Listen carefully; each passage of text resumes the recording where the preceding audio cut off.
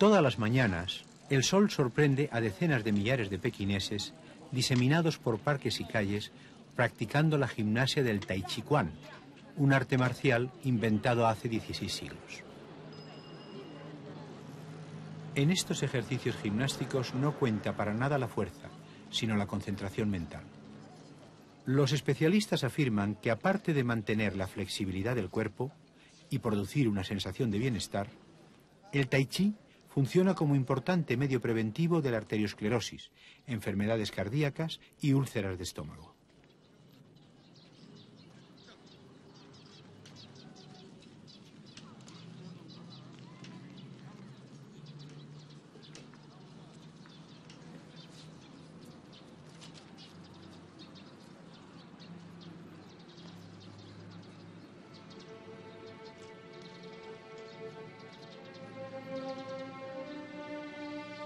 El conjunto del Palacio Imperial, llamado también la Ciudad Prohibida, porque su acceso estaba vedado a las gentes corrientes, ocupa más de 700.000 metros cuadrados, aislados de Pekín por un alto muro defensivo de 11 metros de altura y 4 kilómetros de longitud.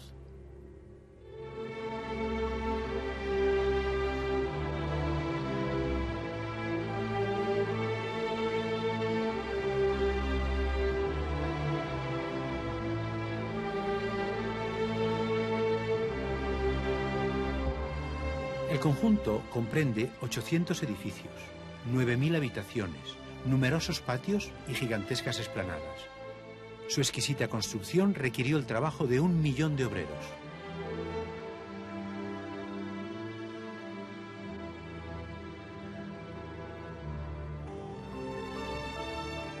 Terminado el año 1421, aquí vivieron y gobernaron China hasta la Revolución de 1912, nada menos que 24 emperadores. La parte que estamos viendo ahora corresponde a las habitaciones privadas imperiales.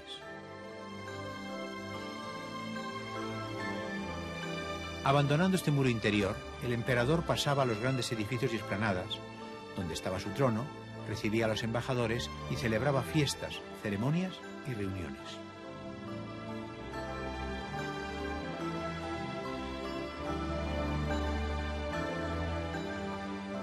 Acompañemos al emperador en una de sus raras salidas a Pekín.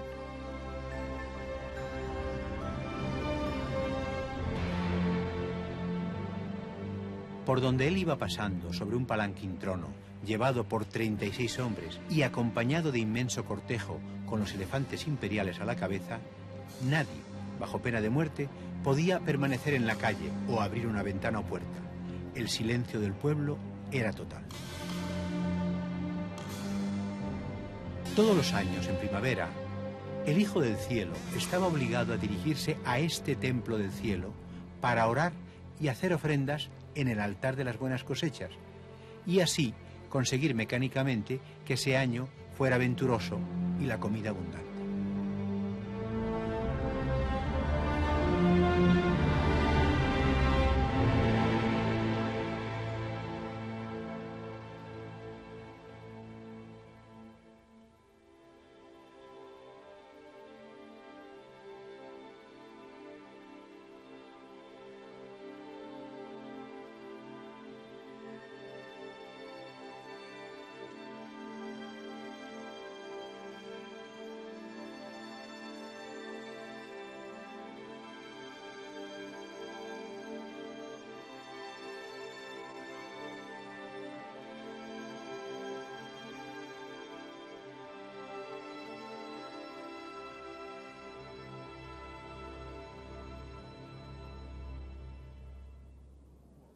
Mientras hubo emperadores, también el Templo del Cielo fue un recinto prohibido al pueblo.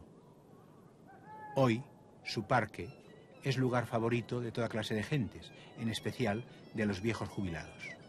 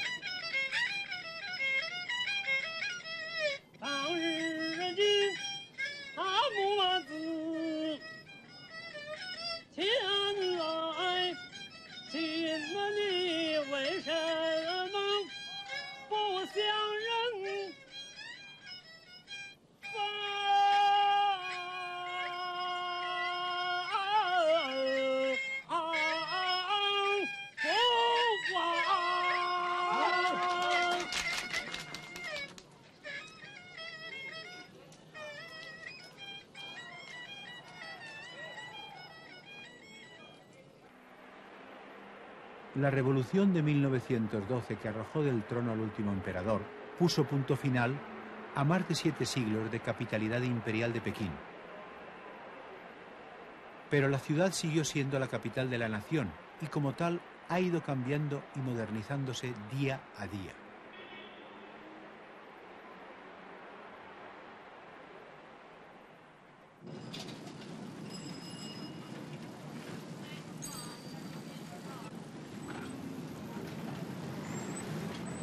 Lo que en 1912 había acabado definitivamente eran los 2000 años largos de gobierno imperial. Puyi había sido el último emperador, pero surge la pregunta, ¿quién había sido el primer emperador de China? ¿Y en qué capital o capitales habían establecido sus cortes los primeros emperadores? Esta ciudad se llama Xi'an. Es la capital de la provincia de Shaanxi. Hubo un tiempo en que se llamaba Shangan y rivalizaba con Roma y Constantinopla en belleza y esplendor. Su época gloriosa comenzó 210 años antes de nuestra era y duró 11 siglos. Durante ese tiempo fue 12 veces capital de un reino o de un imperio. Sin embargo, la casi totalidad de los monumentos que hoy se conservan son de épocas posteriores. Sus 14 kilómetros de murallas, las mejor conservadas de China, se levantaron entre los siglos XV y XVI. Para rastrear el pasado glorioso de la ciudad, abandonémosla ahora y vayamos en busca del primer emperador de China. Este reducido espacio amarillo, la China de hace 23 siglos, estaba dividido en 7 pequeños reinos cuyos príncipes se hacían la guerra constantemente. Uno de ellos, este hombre, acabó venciendo a todos, ocupó sus reinos y se proclamó primer emperador efectivo de toda China. Desde su capital de Shanyang comenzó a gobernar el país, venció a los bárbaros nómadas del norte y emprendió la construcción de la Gran Muralla.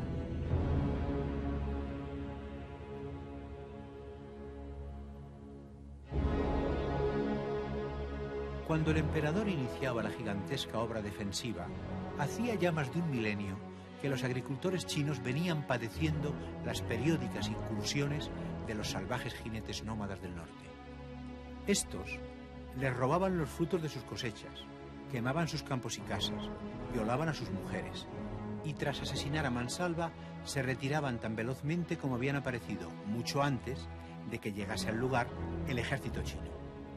Trabajaron como forzados en la construcción de la Gran Muralla millones de personas, convictos, obreros, campesinos, artesanos, funcionarios en paro, intelectuales de la oposición y en general todos aquellos que molestaban al emperador. Cuando la Gran Muralla fue terminada, alcanzaba una longitud de 3.500 kilómetros. Había costado nada menos que 400.000 vidas e incontables sufrimientos a millones de personas. Pero eso no le importaba al emperador Shi Huang, de quien dicen las crónicas que al morir a los 49 años de edad, había matado con su propia mano o hecho ejecutar, después de torturar, a 1.700.000 personas. Desde luego la Gran Muralla cumplió perfectamente la misión que se le había encomendado. Durante más de 1000 años impidió a los nómadas del norte el acceso a China. Hoy, ya militarmente inútil, sigue impresionando a cuantos se acercan a ella.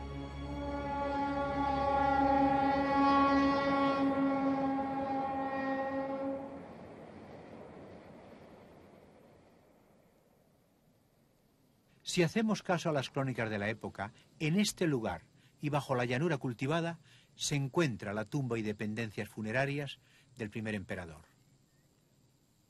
En ellas también se lee que el conjunto ocupa nada menos que casi 50 kilómetros cuadrados y que el cerro que se alza en el centro de la planicie no es tal, sino el túmulo piramidal bajo el cual descansa el cuerpo del emperador. Los arqueólogos aún no lo han excavado, pero un gran historiador, Sema Qian, que de joven tuvo la ocasión de conversar con ancianos cuyos padres habían servido al emperador, nos ha dejado la siguiente descripción. En la tumba estuvieron trabajando a destajo 700.000 obreros durante 36 años. En el suelo de la cámara sepulcral está reproducido el mapa en relieve del Imperio Chino. Las montañas son de bronce, los árboles de jade. Por los cauces del río Amarillo y del Yangtze corre mercurio, mantenido en movimiento por ingeniosos mecanismos, y las aguas van a desembocar en un pequeño océano. Tanto la tumba como sus dependencias están llenas de jarrones de bronce, objetos inimitablemente bellos y piedras preciosas. Sin embargo, no habiendo pruebas, eran muchos los que consideraban que las crónicas mentían, o al menos exageraban. Y de pronto, en 1974, a más de 1 kilómetro del túmulo, unos campesinos, haciendo un pozo, dan con una galería llena de soldados de cerámica, de tamaño natural. Acababan de descubrir el ejército de ultratumba del emperador, ahí donde ahora se levanta el edificio abovedado.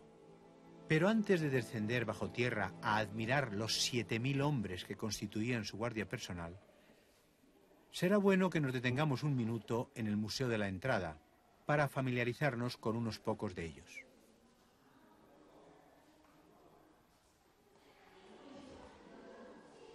Copiados fielmente de los soldados reales, sus estaturas también lo son.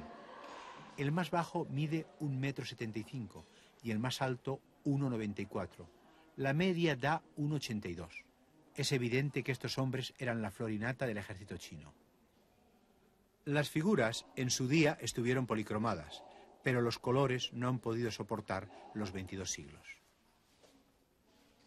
Los cuerpos de los soldados, con todo lujo de detalles de calzado, vestimenta y armaduras, fueron obra de habilísimos artesanos.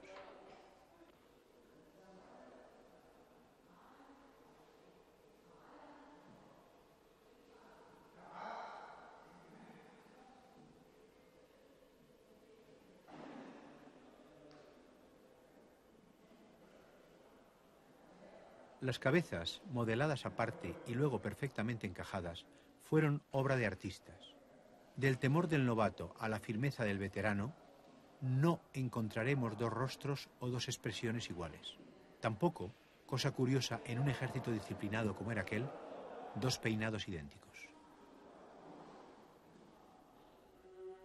Y ahora ha llegado el momento de que bajemos a visitar a esas 7.000 figuras. Hombres y caballos, en vigilante orden de batalla, mirando hacia el este, lugar por donde le llegaron siempre los enemigos al emperador.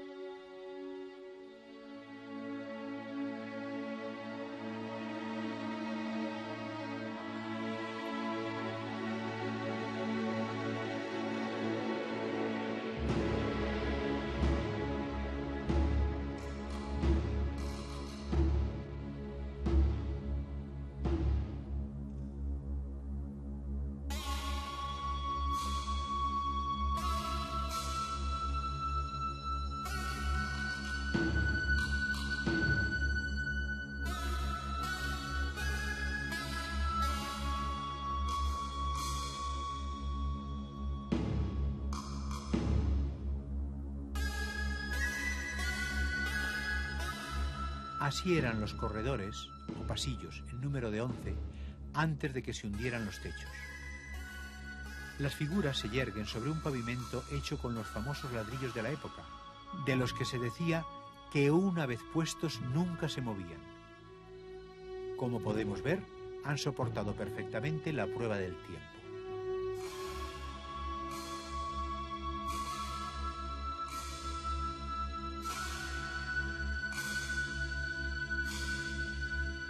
Las partes de madera de las armas, lo mismo que la de los carros de batalla de los caballos, han desaparecido.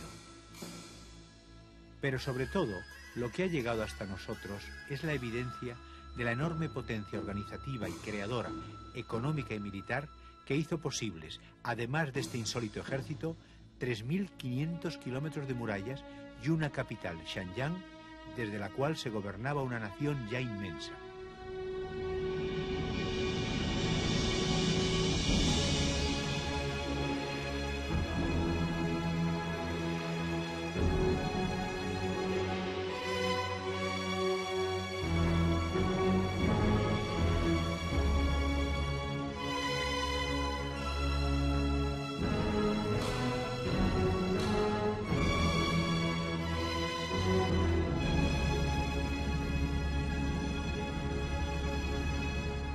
Estaba tan seguro el primer emperador del futuro de su monarquía, estaba tan seguro de que había dejado todos los cabos bien atados, que se atrevió a profetizar que ésta duraría por lo menos 10.000 generaciones. Pues bien, le sobrevivió solamente 4 años. Un movimiento popular que había estallado unos meses después de su muerte acabó con ella. El jefe del victorioso levantamiento popular, un campesino casi analfabeto llamado Liu Bang, se proclamó a continuación primer emperador de una nueva dinastía, la Han, y estableció aquí, en lo que es el arrabal noroeste de la actual ciudad de Xi'an, la capital de su imperio, y la llamó Chang'an. De la muralla de 26 kilómetros que la defendía, solo quedan lo que estamos viendo, algo más de 100 metros. En Chang'an comenzaba la ruta de la seda, pista comercial caravanera de 6.500 kilómetros de longitud. Gracias a ella pudieron los chinos y romanos intercambiar mercancías e ideas.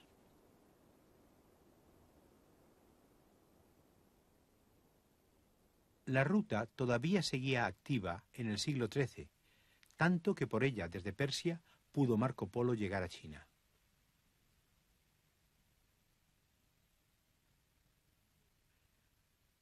En el Museo de Historia de Pekín se conservan estas sedas bordadas hace 1700 años.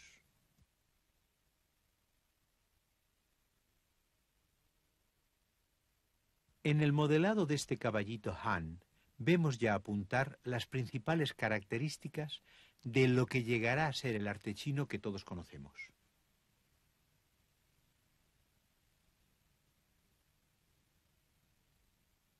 Será en la Chang'an del siglo VII de nuestra era donde, bajo una nueva dinastía, la Tang, cristalizarán los intentos artísticos de los Han.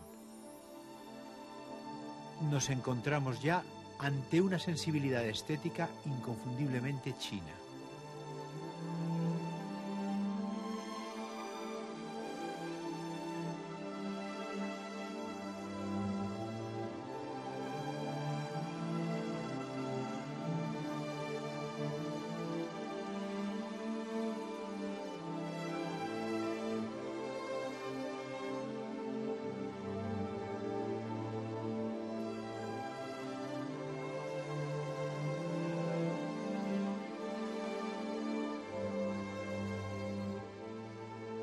Contemplamos ahora una maqueta del desaparecido Palacio Daming.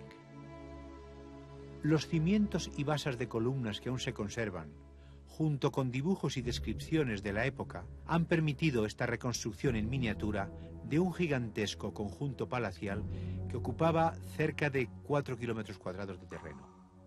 Situado en el arrabal nordeste de Chang'an, desde aquí gobernaron el país 18 emperadores Tang y una emperatriz, la única que ha tenido China. Se llamaba Wu Zetian. Siendo casi una niña, había entrado en el harén del emperador para ser una más de sus 2000 concubinas. A los 30 años ya era emperatriz. Y al morir su esposo, se proclamó ella emperador y fundó la dinastía Zhou. Aquí está enterrada. Murió a los 80 años y como Catalina de Rusia vivió siempre rodeada de amantes. En este conjunto monumental reposa aquel ser extraordinario que quiso demostrar de lo que era capaz una mujer inteligente si tenía la ocasión. Introdujo importantes mejoras sociales, favoreció a los campesinos, echó a la nobleza de los puestos claves en el ejército y la política y llevó al imperio a su mejor momento, conquistando Corea.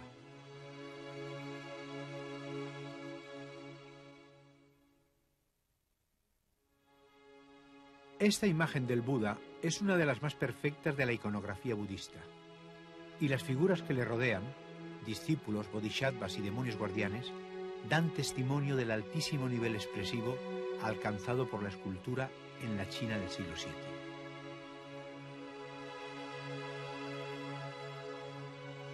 El Buda y todas las demás figuras de un desaparecido templo de madera, vecino a la ciudad de Luoyang, se deben a la devoción y piedad budistas de Wu Zetian, quien, para pagar a los artistas que aquí trabajaron durante 20 años, no recurrió a las arcas del Estado, sino a su fortuna personal.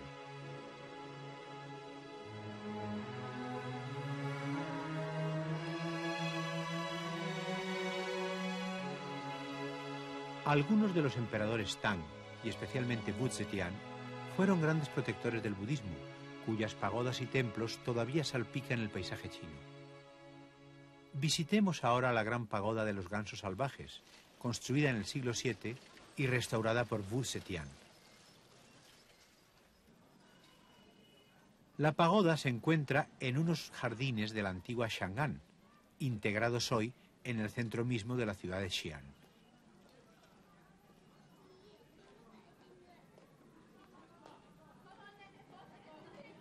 Esta pagoda es lugar obligado de visita y fotos de los turistas, pero al mismo tiempo continúa siendo un importante centro del culto budista.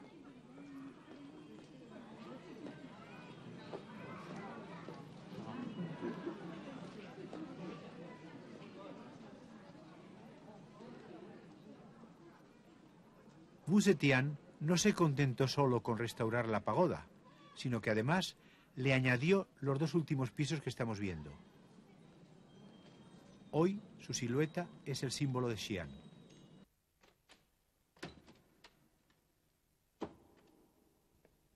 Entramos ahora en la tumba que Wu Zetian hizo construir para su hijo, el príncipe Li Xian, muerto suicida a los 30 años.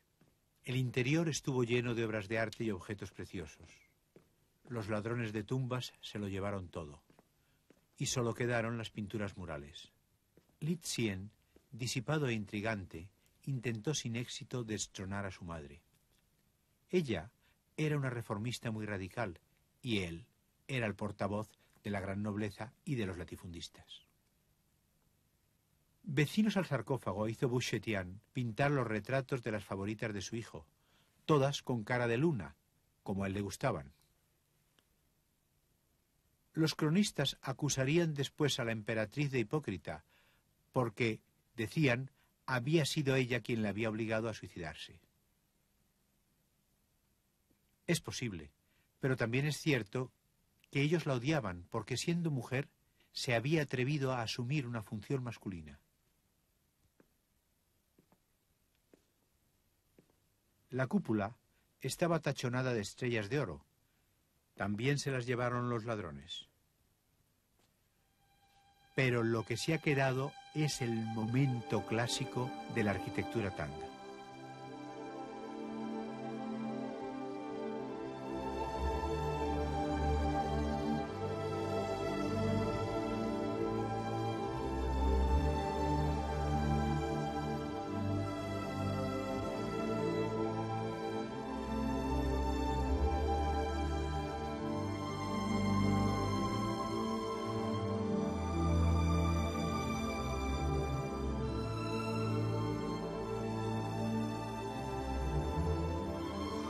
Wu Zetian murió a los 80 años.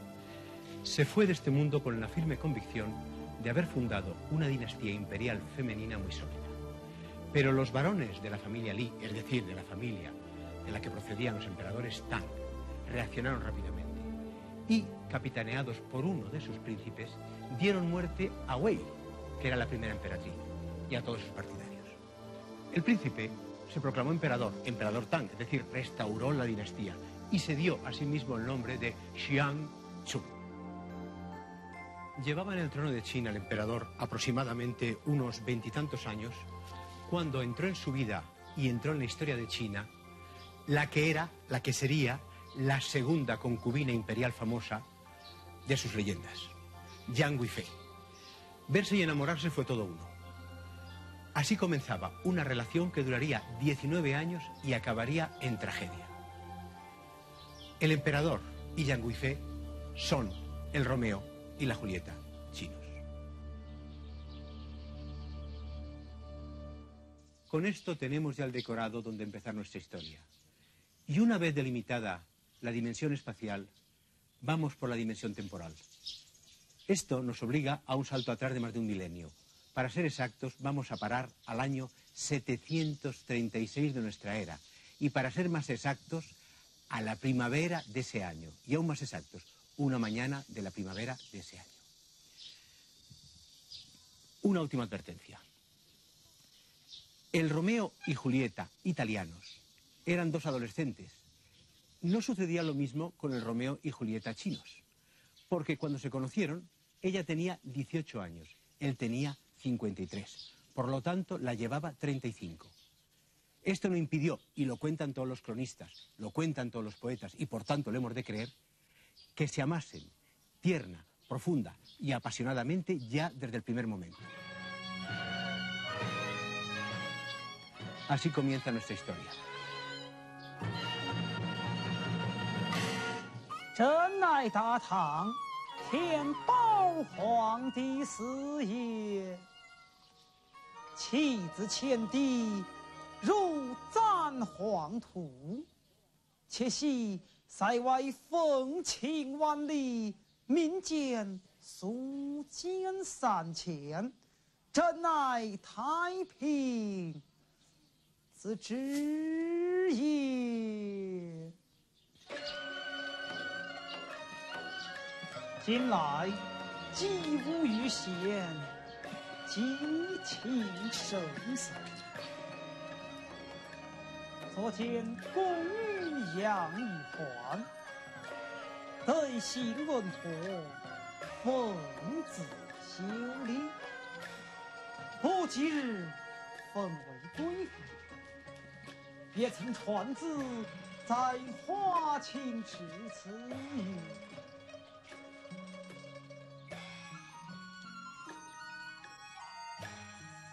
Estas excavaciones, auspiciadas por un gobierno comunista, intentan encontrar la piscina termal donde una fría mañana de primavera del año 736 se bañó la que sería la más celebrada de las favoritas imperiales. El emperador, convenientemente escondido, pudo así asegurarse de que el cuerpo de la bella no era inferior a su rostro.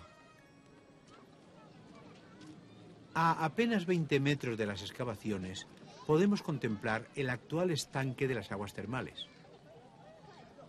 La belleza del lugar, las aguas de 43 grados, medicinales, y la cercanía a Chang'an, 38 kilómetros, acabarían decidiendo al emperador a construirle aquí a su amada la residencia de invierno.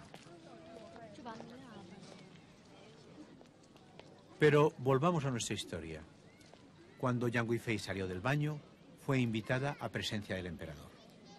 Este mural que se levanta en el centro del parque evoca lo que ocurrió en aquel primer encuentro. El emperador ya ha dicho a Yang Guifei que la ama y ha elogiado su belleza. Ella, al tiempo que le ofrece una copa de vino, responde así.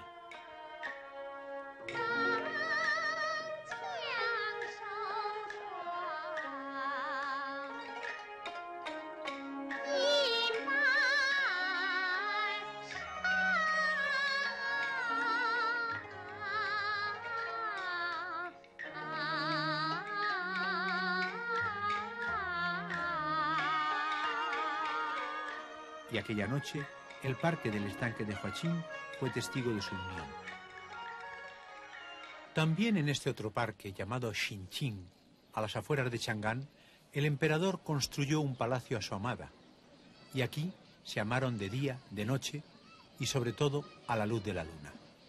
Y cada primavera, Yang Guifei venía aquí cuando florecían las peonías, que eran sus flores favoritas. Las peonías siguen floreciendo cada primavera, pero del palacio solo queda el recuerdo del lugar de su emplazamiento. Aquí estuvo.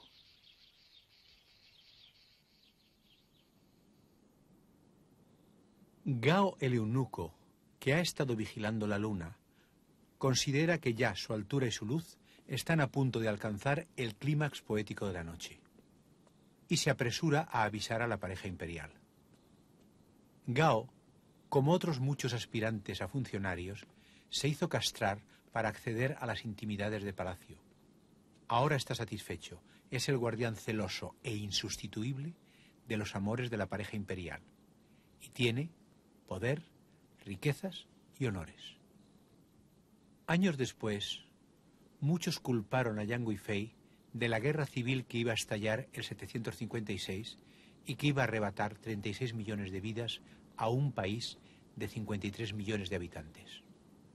Pero la responsabilidad cae sobre el emperador, quien en su pasión menopáusica olvidó a emperatriz, gobierno y país, delegando sus funciones en individuos corruptos e ineptos. Yang Guifei, en realidad, había pasado toda su vida cerrada en casa, porque dada su belleza, la familia había decidido prepararla para lograr un matrimonio con alguien rico y poderoso. Así, en casa aprendió a cantar, bailar, componer música y tocar el laúd, pero de la vida nunca supo nada. Eso sí, en cuanto el emperador la eligió, se cuidó de colocar bien a sus parientes, especialmente a su primo más querido, consiguiendo que fuera nombrado primer ministro. Pero eso es lo que han hecho normalmente las amantes de los ricos y poderosos. 爱妃，朕与你偕老之梦，今夕已死。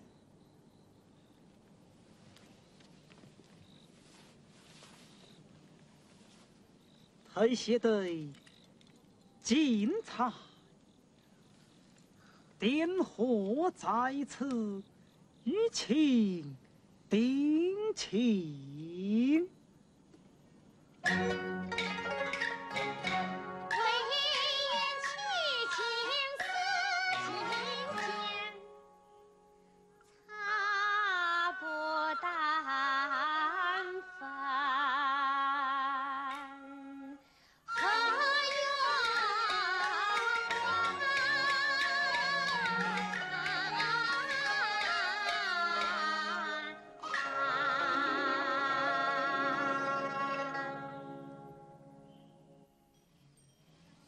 Pero devolvamos a nuestros actores a su lugar natural, el teatro, que en este caso es el de la compañía Jisoo en Xi'an. Los carteles anuncian el jardín de la eterna primavera.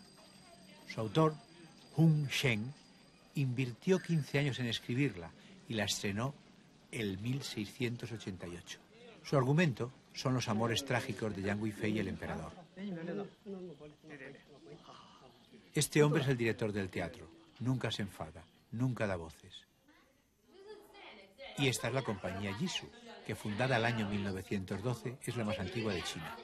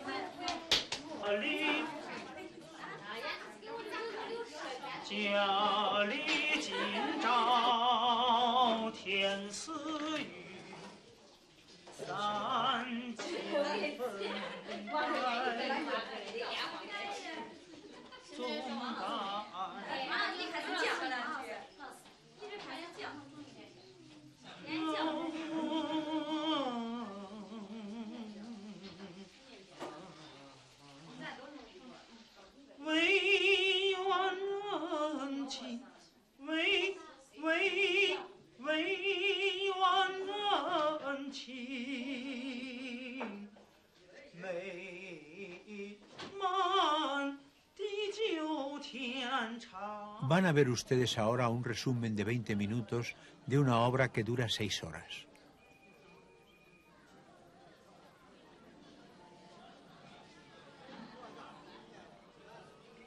Recordarán ustedes que habíamos dejado a la pareja a la luz de la luna, jurándose amor eterno.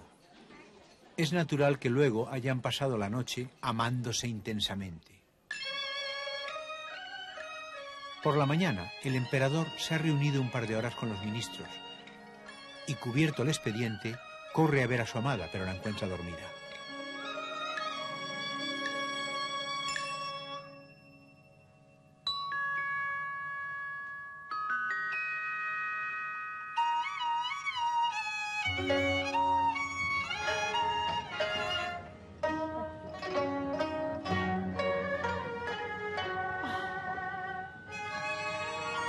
一片美人相和，空一合，这温存美貌，怎不沾了风流高宗呀？谁呀？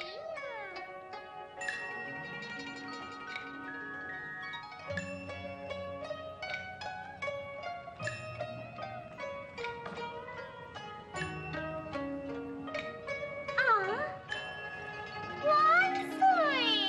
爱妃，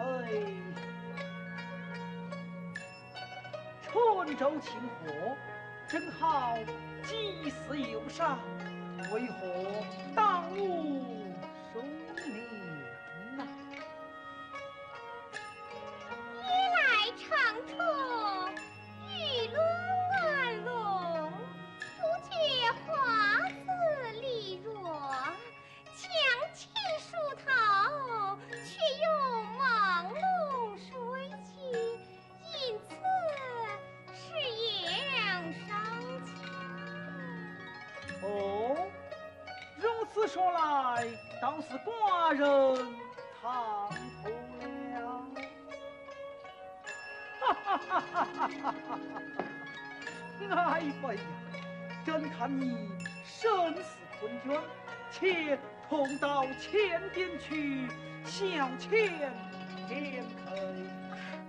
孙子，爱妃，你我上话去吧。谢万岁。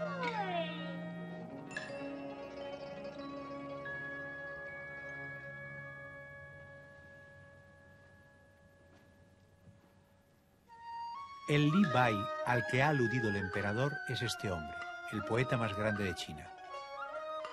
Por cierto que jamás pudo escribir un solo verso sin estar antes algo bebido. A Li Bai, invitado de honor en la corte de Chang'an, el emperador le ha rogado que improvise un poema. Pero si el ministro no le prepara la tinta, amenaza con irse.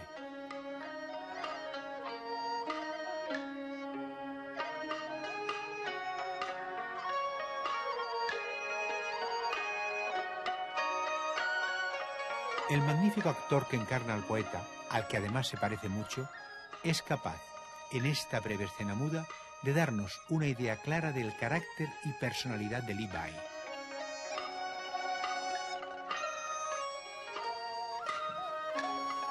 El emperador, queriendo honrar al poeta, se salta el rigidísimo protocolo y en lugar de esperar a que una vez terminado el poema Li Bai se lo traiga, va él mismo a buscarlo.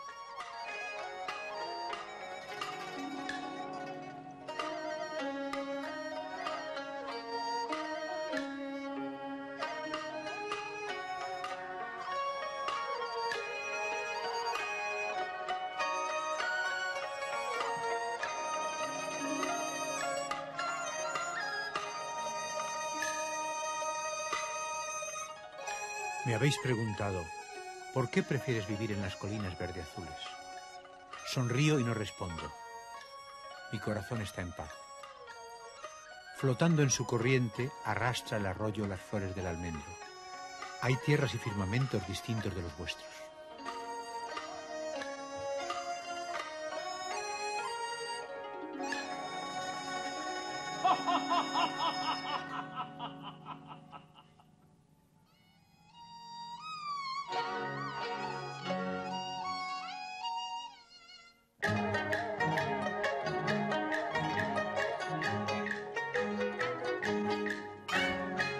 石头，哼，你兵败犯加官进爵，我兵败还有幸会于你。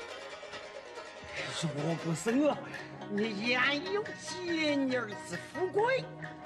哼，正因如此，无心不服，我要与你上殿面君，让圣上也知道你卖国有关的丑事。哼哼。儿有胆量，随我上朝，叫你知道我杨家兄妹的厉害高。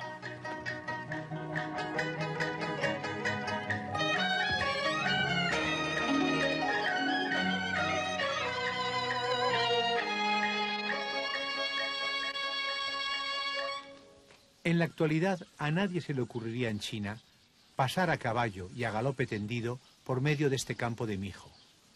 Pero cuando Yang Guifei le dijo al emperador que le gustaban mucho los lichis frescos, y cuando éste comprobó que en Chang'an no se criaban tales frutas por ser tierra fría, hizo que sus mensajeros se los trajesen de Cantón, que está a 1500 kilómetros de distancia. Y fue así como se produjeron incidentes como el que vamos a ver.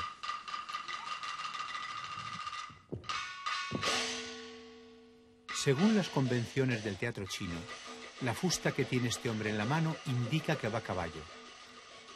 En la cesta de la espalda lleva los lichis para Yang Guifei.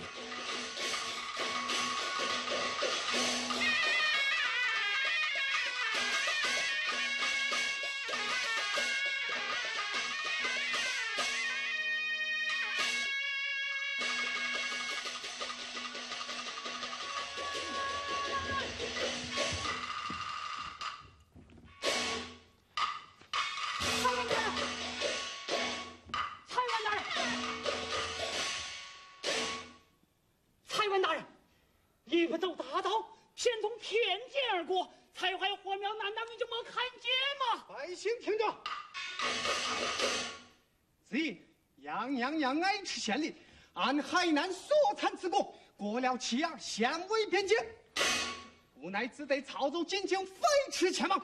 你若无了甘露，罪贼难逃。大人，我家把口全靠这举目不见哪副过火呀！少内啰嗦，闪开！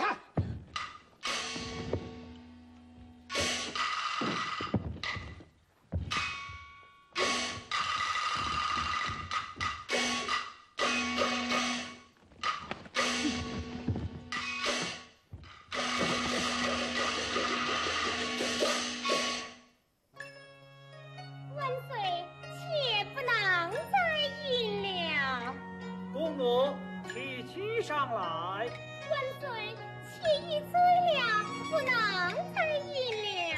公母规劝几杯。娘娘，请议上这一杯。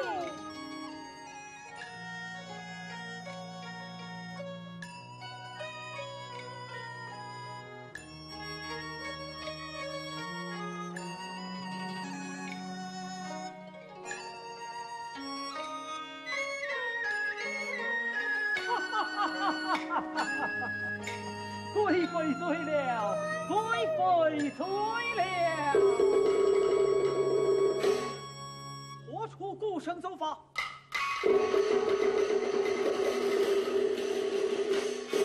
启奏万岁，大事不好！安禄山起兵造反，杀过潼关，不尔就到长安了。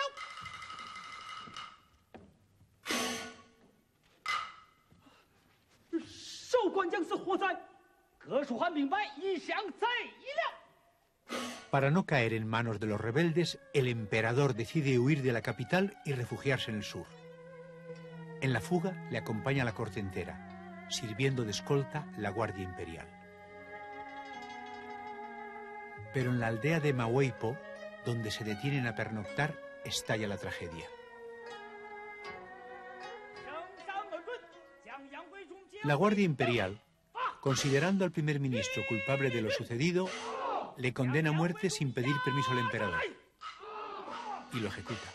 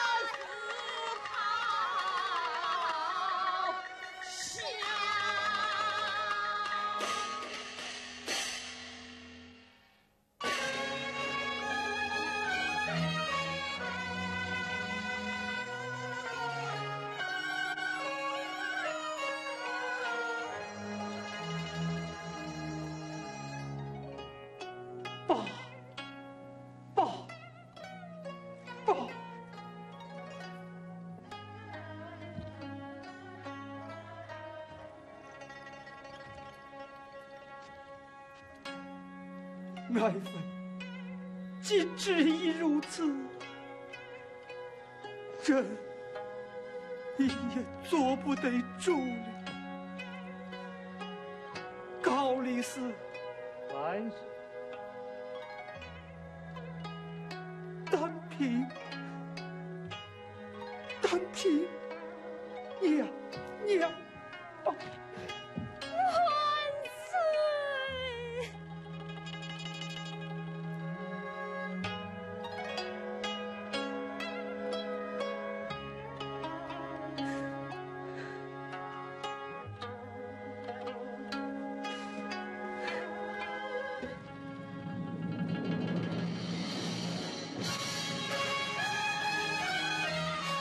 众君听着，万岁已有旨，赐养娘娘自己。万岁！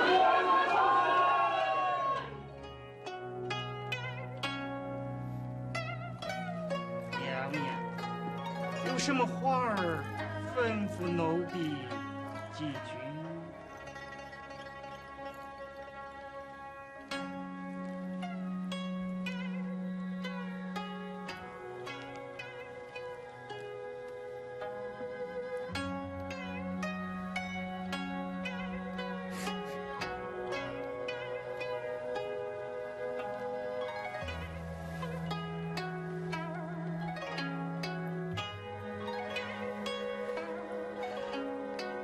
奴才想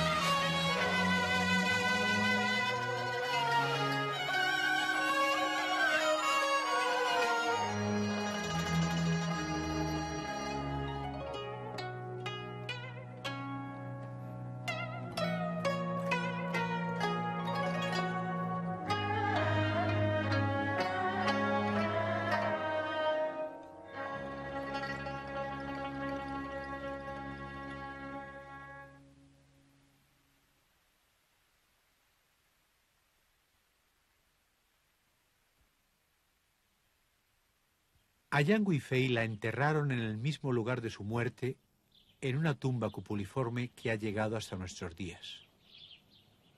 La rebelión de An Lushan fue sofocada, pero la dinastía Tang ya nunca se repuso del golpe.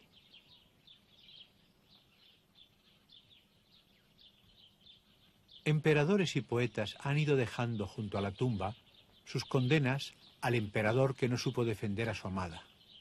Tampoco él pudo soportarlo. Visitaba continuamente la tumba de Yang Guifei. Finalmente se negó a comer. Y un día...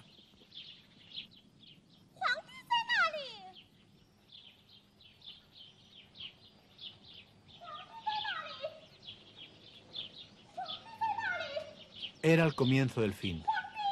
Chang'an pronto cesaría de ser capital de China para no volver a serlo nunca más.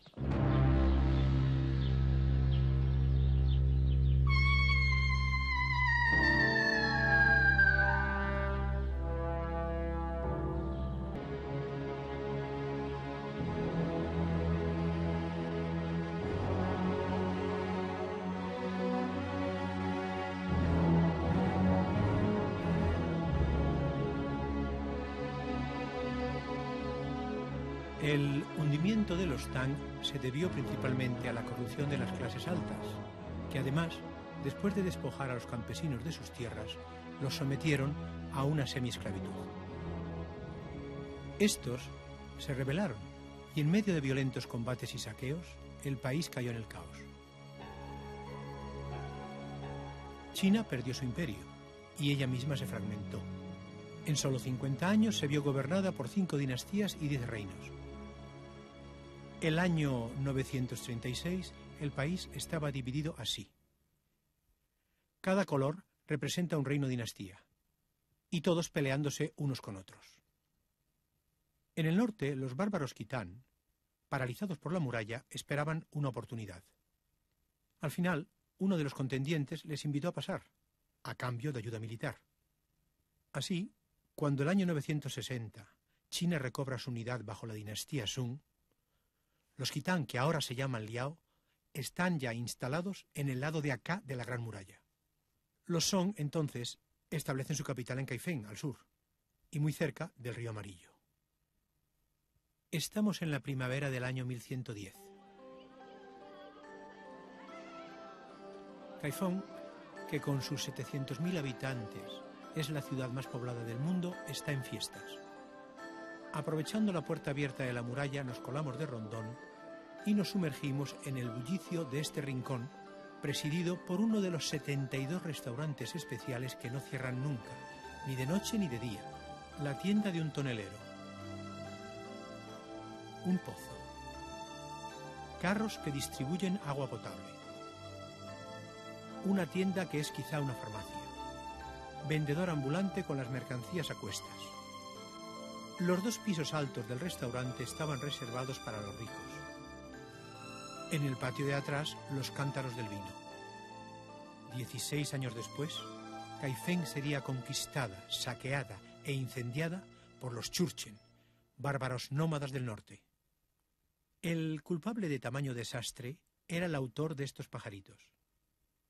Se llamaba Huizhong, y además de pintor eminente y propietario de una colección de 6.000 pinturas, era, para desgracia de China, su emperador, porque se le ocurrió la idea de intentar la reconquista del territorio y tramo de la Gran Muralla conquistado por los Liao 200 años antes. Estos, por su parte, todo hay que decirlo, llevaban ya siglo y medio viviendo en pacífica y amistosa convivencia con los chinos. Pero la obsesión del emperador pintor por su muralla perdida le llevó a pedir a los Churchen, que vivían al norte del estado Liao, que atacaran a este. Así lo hicieron. Destruyeron a los Liao y cruzaron la frontera china, naturalmente sin pedir permiso a Huizhong.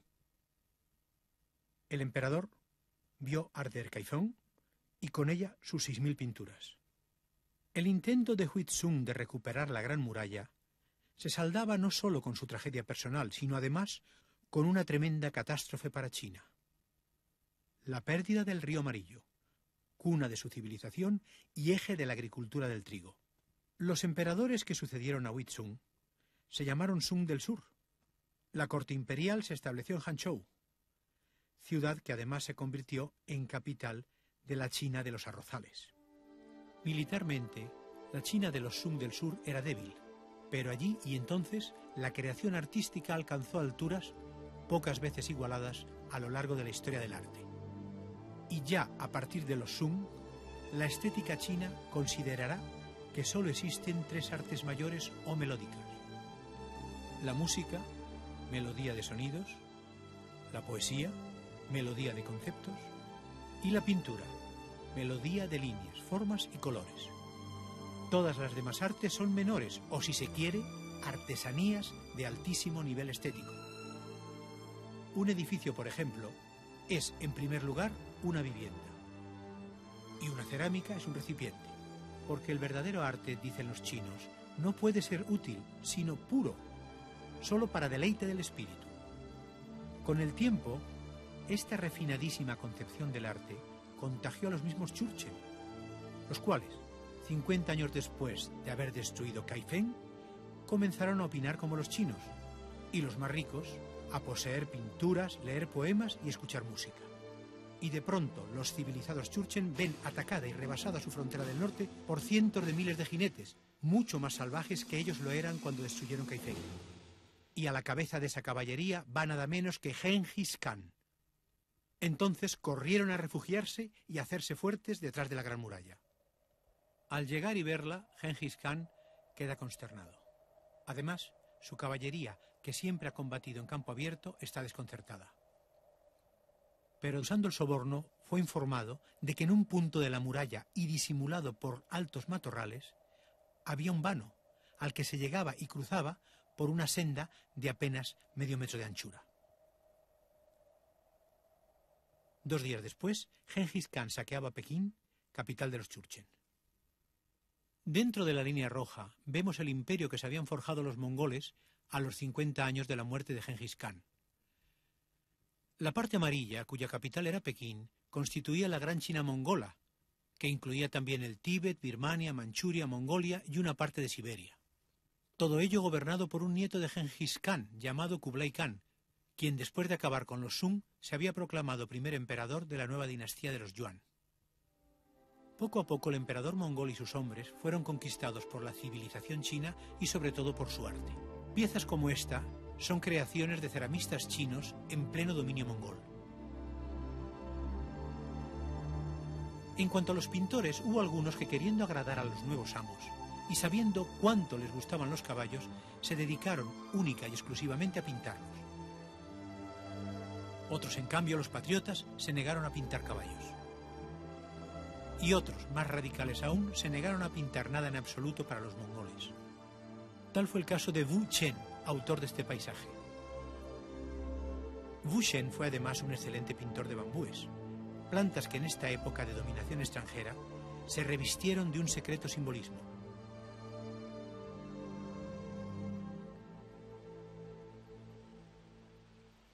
El bambú, como el patriota, se inclina cuando sopla el vendaval, pero no se rompe, y una vez pasado el huracán, se endereza, incólume.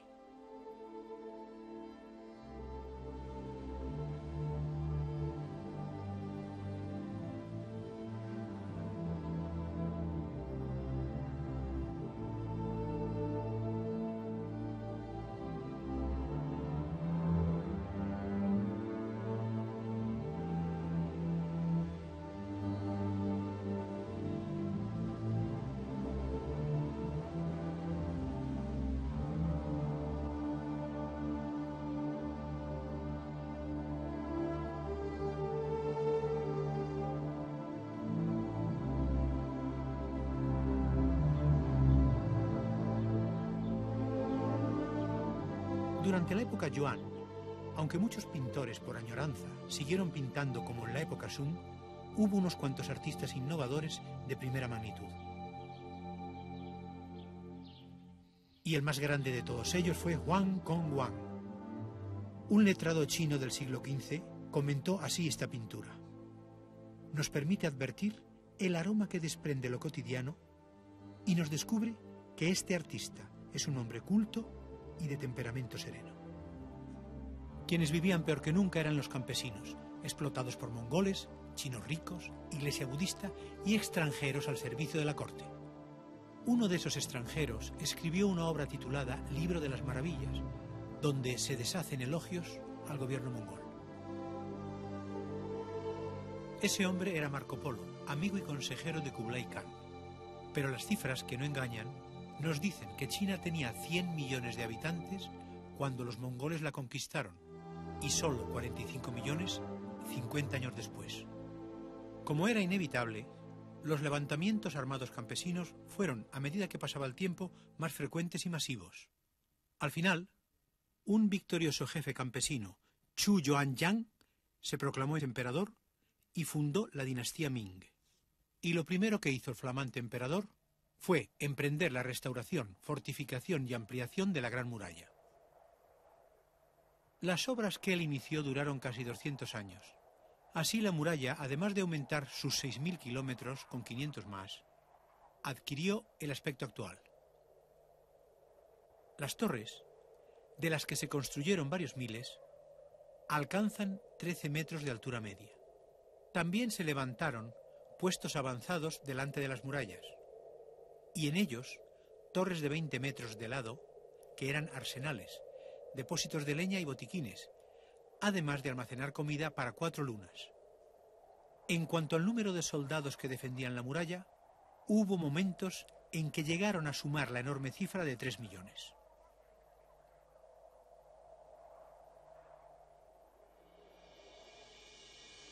Y siguió floreciendo el arte en China.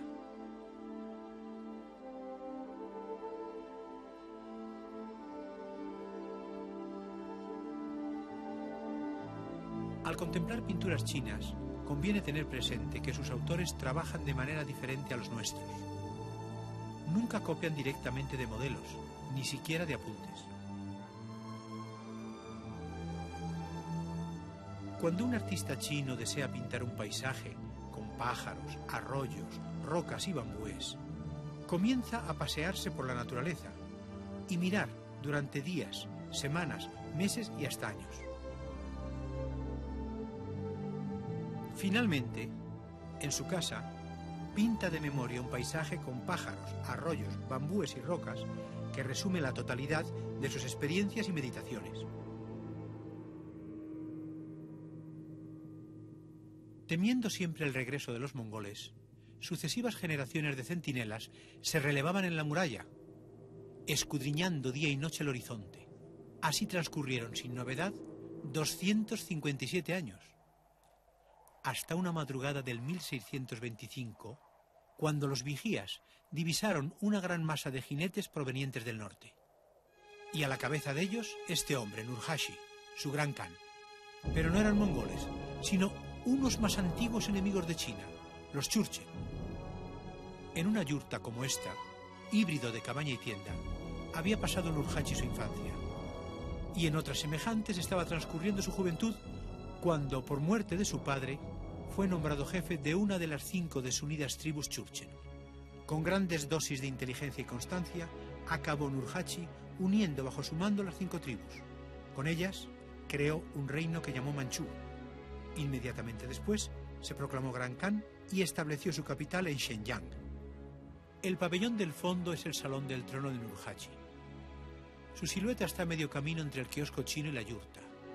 Y la disposición general en torno a la explanada, con los pabellones de sus generales, copia la de los campamentos nómadas. Pero en las columnas de madera de la yurta de piedra vemos el dragón imperial chino. Nurhaci sabía lo que quería, pero nunca logró plantar sus estandartes en la muralla. Murió de las heridas recibidas en combate. Su hijo Abahai reemprendió la lucha, pero ahora la gran muralla estaba defendida por los mejores cañones de la época. ¿Podía pues el emperador Ming sentirse seguro en su palacio de Pekín y complacerse mirando cómo las garzas de buen agüero se posaban en los tejados de la ciudad prohibida? ¿Podía el emperador Ming solazarse con esta obra de su colección, pintada 550 años antes por su infortunado colega, el emperador pintor? Una mañana, las grullas huyeron de los tejados imperiales. Se había sabido que un enorme y victorioso ejército campesino se dirigía a Pekín, con intención de asaltar el palacio imperial. Eran desesperados que habían sobrevivido años y años comiendo, cuando faltaban los víveres, cortezas de árbol, musgos de roca, hojas secas molidas y lombrices de tierra. Aquella mañana el emperador descubrió que él y su familia se habían quedado solos en la ciudad prohibida. Todos, ministros, cortesanos, soldados y siervos, habían huido.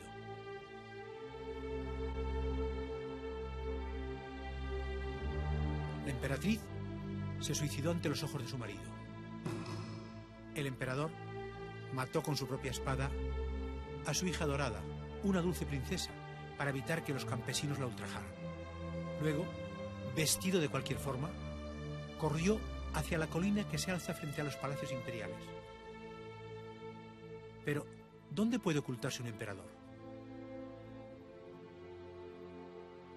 Buscó un árbol adecuado y se ahorcó. Así acabó el último emperador chino de China.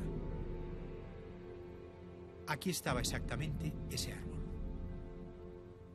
Los manchúes, mientras tanto, redoblaban sus ataques contra la Gran Muralla, y los ejércitos campesinos, por su parte, habían ocupado casi toda China.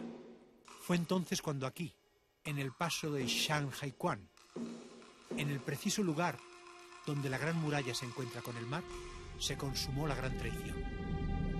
El aristócrata general imperial que defendía la zona, viéndose entre por un lado el ejército campesino y por el otro un ejército mandado por un emperador, abrió las puertas a los manchúes a cambio de ayuda para aplastar a los plebeyos.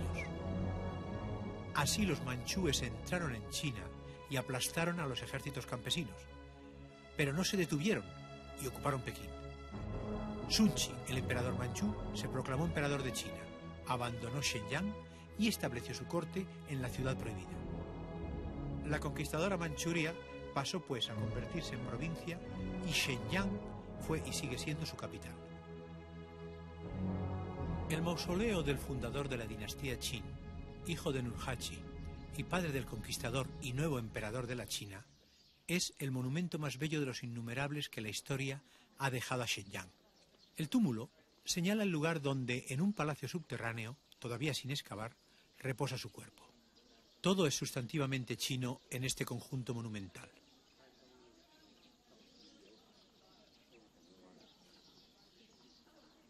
Como les había ocurrido a los invasores mongoles, también los manchúes fueron conquistados por la civilización china. La Shenyang de hoy es un gran centro industrial donde se fabrica desde maquinaria pesada, carros armados y aviones, hasta televisores y productos farmacéuticos. Los estilos de los edificios reflejan las vicisitudes de su historia moderna. Los rusos fueron dueños de Shenyang entre 1895 y 1905. Luego los japoneses controlaron la provincia hasta 1945. Además, unos cuantos aristócratas alemanes se construyeron aquí grandes palacios. Este es uno de ellos. Alberga en la actualidad el Museo Regional. Entremos a visitarlo.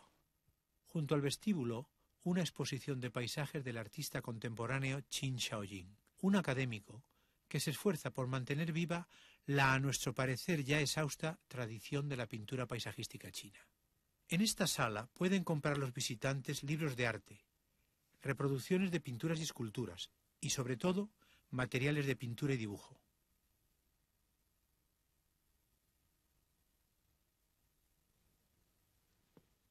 Bandejas de piedra artísticamente talladas para moler en ellas las pastillas de tinta.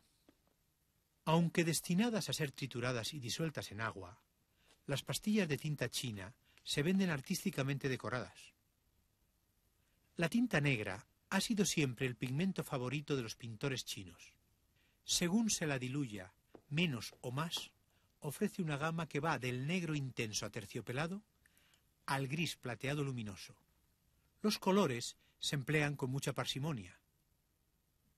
Y en buena parte de las obras maestras de la pintura china se ha prescindido de ellos. Por la cantidad y calidad de sus pinturas chinas, el Museo de Shenyang es uno de los 4 mejores del mundo. Hemos sido invitados a visitarlo, aunque para contemplar sus obras no vamos a tener que recorrer pasillos y salas. Nos las traerán a la mesa que están cubriendo con un paño de lino. Y es que en este museo no hay ni una sola obra colgada o expuesta, sea en vitrina o de cualquier otra forma. Las pinturas chinas son muy delicadas, al no estar ejecutadas sobre los sólidos lienzos de las nuestras, sino sobre seda y papel.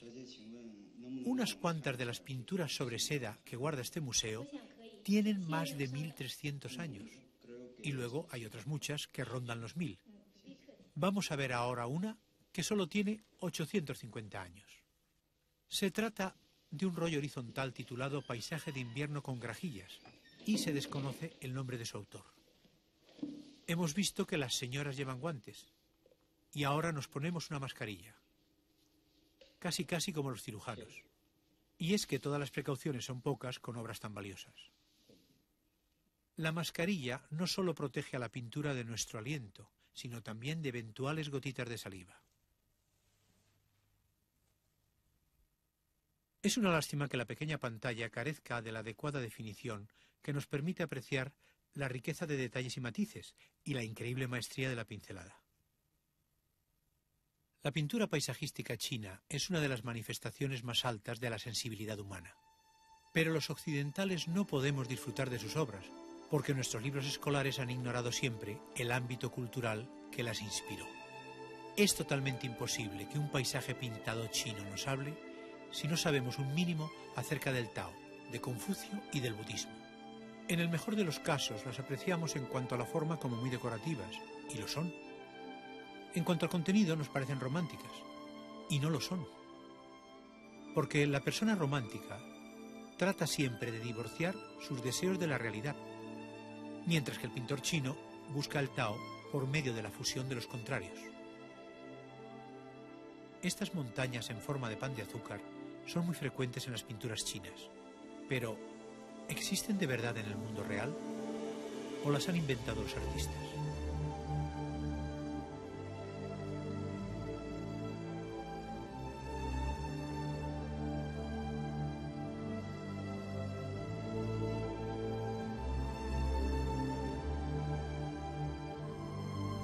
Solitarias o formando cordilleras, las podemos encontrar en varios lugares de China, pero es opinión general que las de esta región, cuya capital Guilin estamos ahora contemplando, son las más hermosas e impresionantes.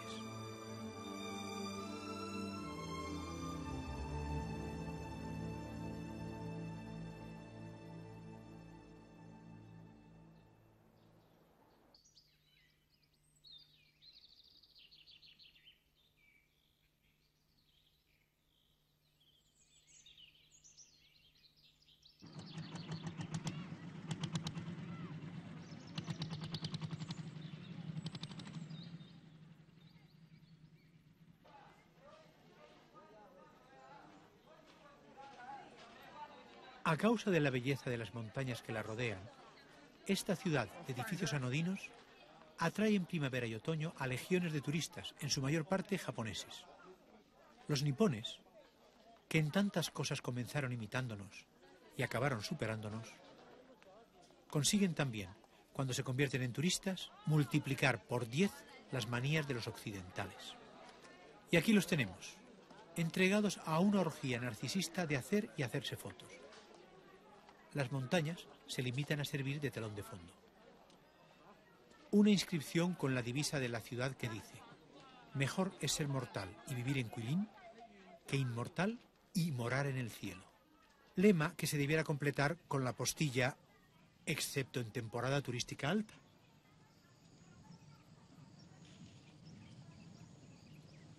Abandonemos pues la ciudad y bajémonos al río.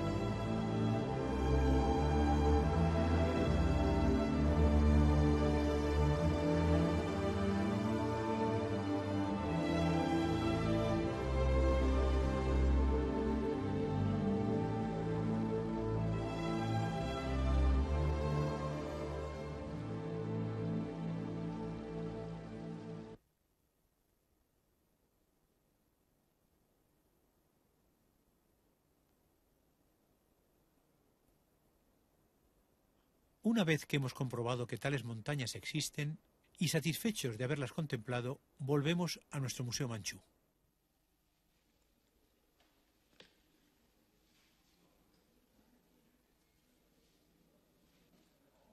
Un funcionario de espíritu elevado, apartado del mundo, medita. Así se titula esta obra. El retirarse de vez en cuando a una propiedad campesina era costumbre extendida entre letrados y altos funcionarios.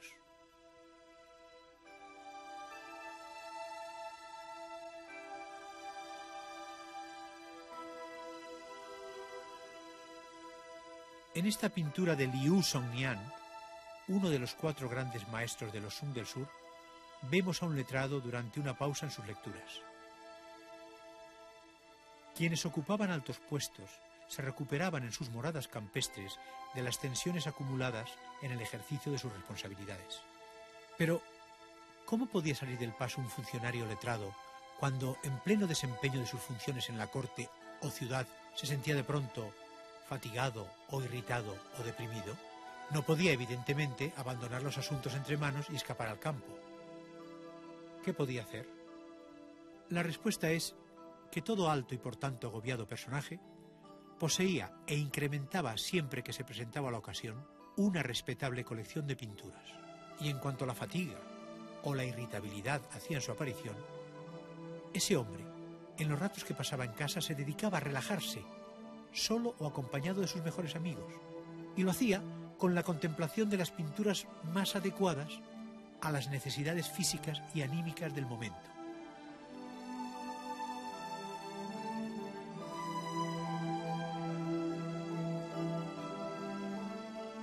El lema era: si no puedes irte al campo, la obra de un buen pintor te lo puede traer a casa.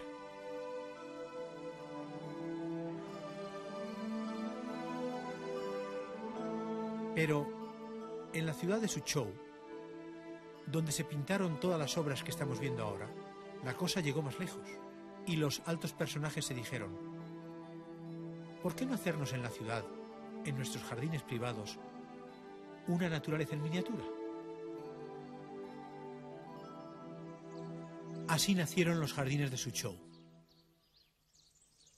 Pero la naturaleza que se fabricaron no era copia fiel de la realidad, sino de sus fantasías, alimentadas por pinturas, poemas y novelas. Procuraron evitar las líneas rectas en muros y edificios, porque les pareció que daban una cierta frialdad geométrica al ambiente.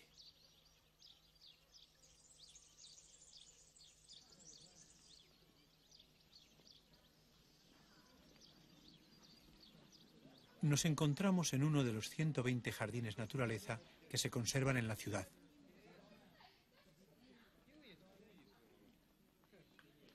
Proyectado en el siglo XI, su aspecto actual se debe a un mandarín al que perteneció hace 4 siglos. Estanques y rocas son imprescindibles en un jardín.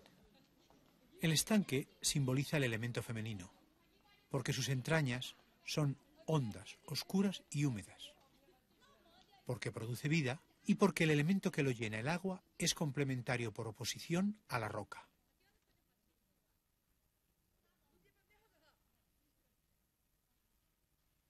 En el jardín, la roca simboliza la montaña, indestructible y eterna.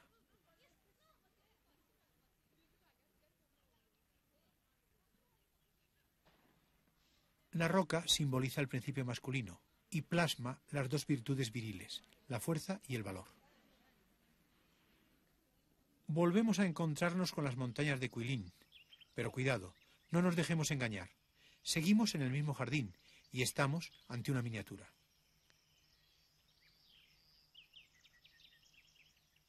En este perfecto símbolo de lo masculino y lo femenino, armónica e inseparablemente unidos, la montaña más alta solo mide 3 metros y el lugar más profundo del lago apenas un palmo.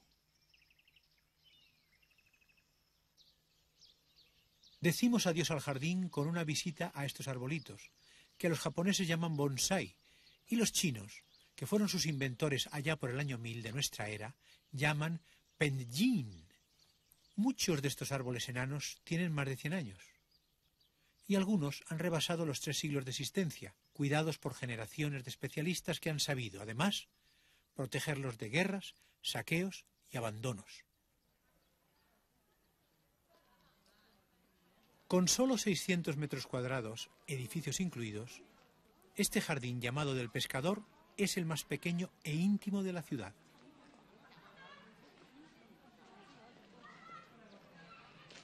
A lo largo de 1000 años, sus sucesivos propietarios han insistido en que condición imprescindible para disfrutarlo es la de pasearlo en silencio. Eliminemos a los turistas, pues, y comprobémoslo.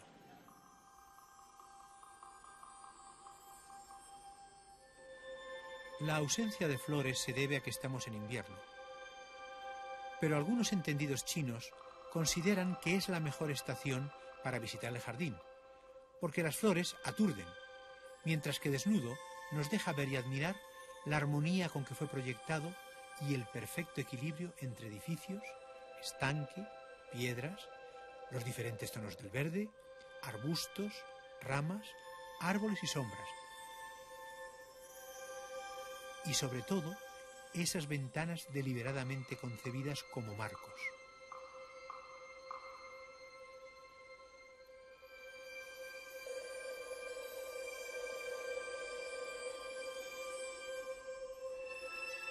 Para que pueda servir de espejo, apenas hay plantas acuáticas en el estanque.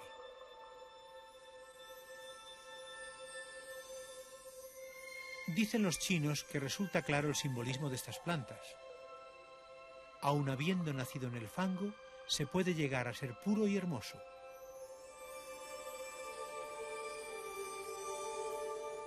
Abandonamos el jardín cruzando un puente de 900 años, el más pequeño de los muchos que hay en Suzhou.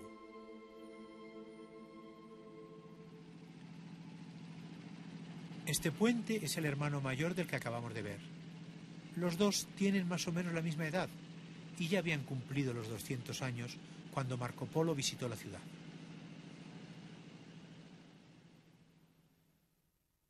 Un rollo horizontal de casi 10 metros de longitud nos permite ver lo que seguramente Marco Polo vio, porque la pintura es de aquella época.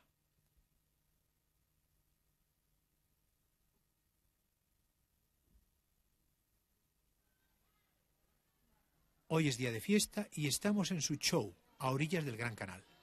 A Marco Polo le pareció tan bella y acogedora como Venecia, y en su libro de las maravillas la describe con estas palabras. Es una ciudad grande e ilustre, pertenece al Gran Khan. Sus habitantes son idólatras. En lugar de monedas de metal, las usan de papel. Tienen muchísima seda y viven de sus telares y su comercio. Casi todas sus ropas son de seda. Los mercaderes son muy expertos y por eso hay muchos ricos. La ciudad es enorme y creo que su perímetro es de 10 leguas y tantos habitantes tiene que nadie ha podido contarlos nunca. Por suerte son pacíficos, no les gustan las armas, prefieren ser cultos mercaderes y finos conocedores de todas las artes. Hay también entre ellos filósofos eminentes y sabios médicos, muy conocedores de la naturaleza, que diagnostican con tino y recetan con acierto. También hay numerosos magos y astrólogos. Y os aseguro, aunque os parezca increíble, que la ciudad cuenta con 6.000 puentes de piedra y que ejerce su soberanía sobre 16 grandes ciudades, prósperas en comercio e industria. La Suzhou de Marco Polo debía en buena parte su prosperidad a dos circunstancias geográficas, que eran la de estar muy cerca de Hangzhou, capital de la China desde que 200 años antes los Churchen destruyeran Kaifeng, y la de que por ella pasase el Gran Canal o Canal Imperial, el canal navegable más largo del mundo. Sus obras comenzaron en el siglo VI. Une Pekín con Hangzhou y mide 1.700 kilómetros, comunicando además los cursos de los 3 ríos más importantes de China. Como algunos venecianos sospechaban, Marco Polo mentía en su libro de las maravillas, pero menos de lo que ellos suponían. Suzhou no tenía 6.000 puentes, sino 400. Pero hay que reconocer que ninguna ciudad europea de entonces, incluida Venecia, llegaba de lejos a esa cifra.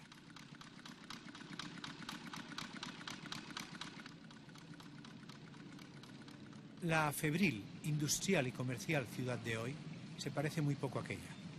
500 empresas instaladas en el extrarradio fabrican desde maquinaria pesada e instrumentos de óptica a abonos químicos. La industria de la seda es además tan importante como antaño. Los gusanos, por su parte, no sospechan que su cría se controla con ordenador. El ruido de tantos motores en el Gran Canal hace a su ambiente muy diferente del siglo XIII. Pero en los canales menores podemos encontrar todavía algo del sabor que maravilló a Marco Polo y le hizo recordar a su Venecia natal.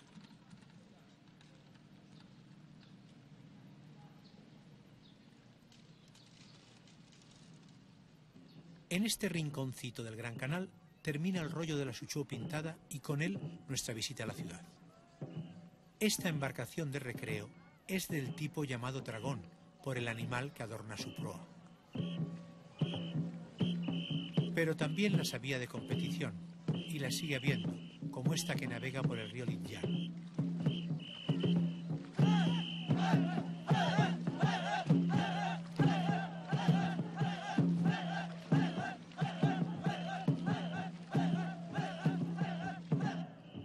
Pero ya es hora de que desembarquemos y nos internemos por los senderos de las montañas para conocer a los protagonistas principales de la historia de China.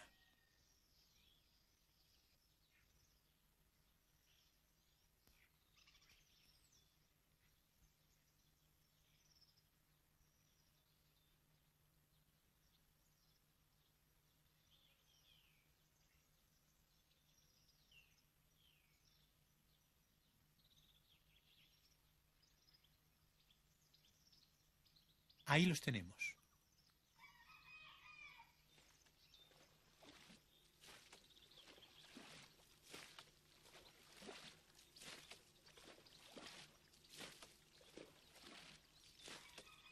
Aunque los campesinos chinos disfrutaron de algunos periodos de bienestar, la mayor parte del tiempo se les explotó, se les robó, se les usó como mano de obra en la Gran Muralla y sus sucesivas reformas. Se les hizo trabajar como peones en palacios de emperadores y nobles y en suntuosas casas de ricos. Se les dejó morir de hambre a millones y siempre que se pudo, se les diezmó cuando protestaron. Y sin embargo, sin ellos no habría existido jamás la espléndida civilización china.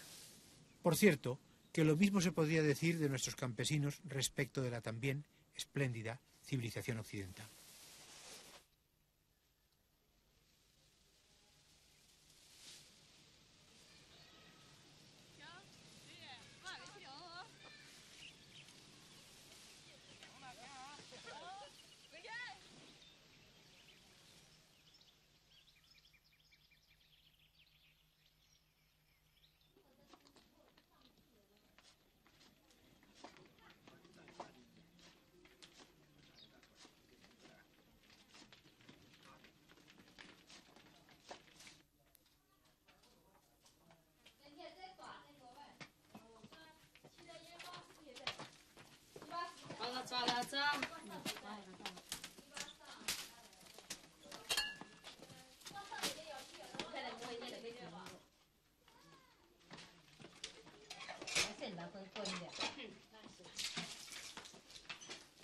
Solo ahora, a partir de hace unos 15 años, corregido el desastroso error que con las comunas campesinas cometiera Mao, ese hombre de quien dice el chino de la calle que tuvo un 70% de aciertos y un 30% de errores, unos y otros enormes, el campesino comienza a gozar de una vida digna, con asistencia médica, escuelas, ayudas estatales y posibilidad de estudiar en la universidad.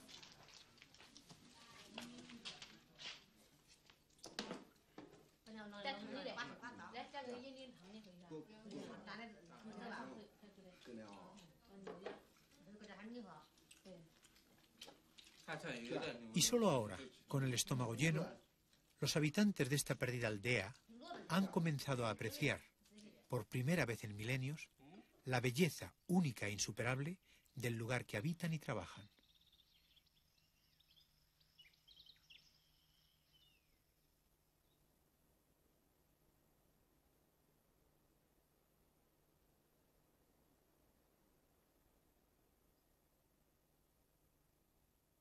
Las siluetas de sus montañas no son el único logotipo posible de Guilin. Hay otras siluetas mucho más pequeñas, remotamente parecidas, vivas y con plumas, tan características como aquellas. Son las de los cormoranes amaestrados que usan los pescadores locales en lugar de las ortodoxas redes y nasas.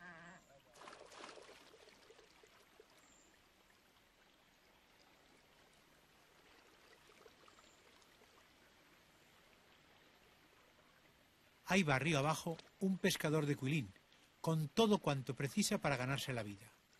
Una balsa de bambúes atados, curvados a proa, una gran canasta, un remo pértiga, un farol a popa y, lo más importante, 6 cormoranes.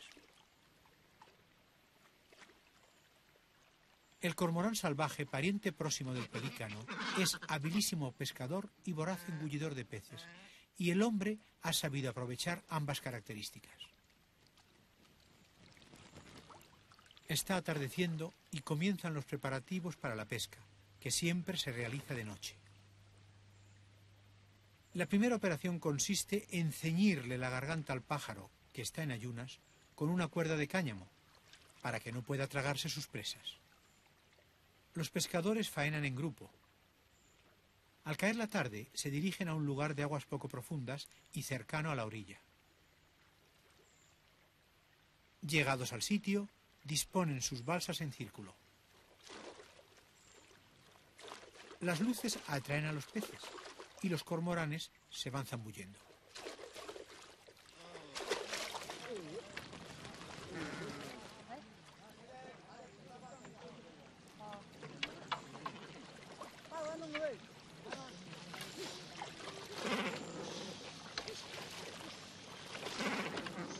Siempre atrapan a los peces por la cabeza, para no tener que tragárselos a contraescama, porque de hacerlo así se lastimarían la garganta.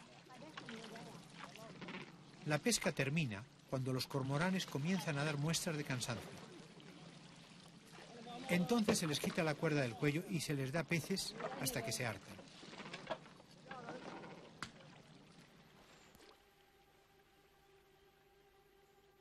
Estas hermosas montañas calcáreas y las innumerables grutas que albergan en sus entrañas son el resultado de un complicado proceso químico a lo largo de millones de años en el que la lluvia ha hecho de escultor.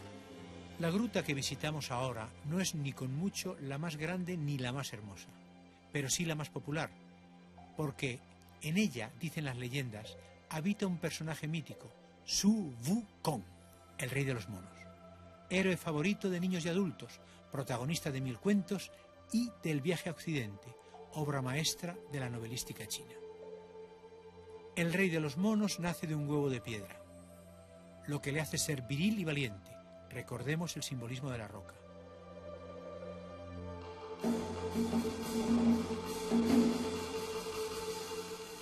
Un buen día, al ponerse la ropa de un hombre, se convierte en hombre, pero sin dejar de ser mono, y se convierte en una mezcla de Maciste, Don Quijote y Falstaff, todo ello en el cuerpo de un bailarín acróbata.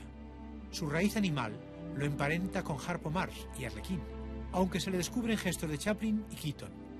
Como pequeñísimo botón de muestra, veámoslo en acción en una de las varias óperas chinas que lo tienen como protagonista.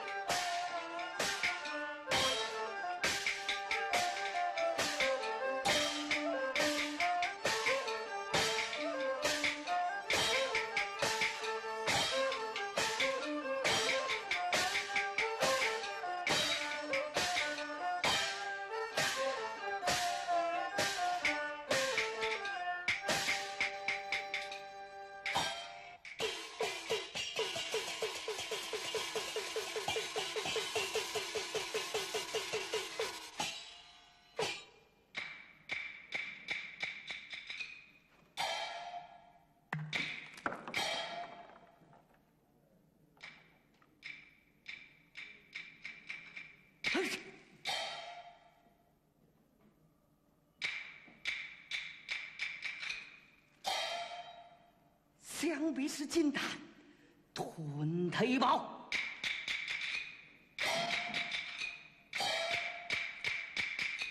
嘿，安详谁人乎？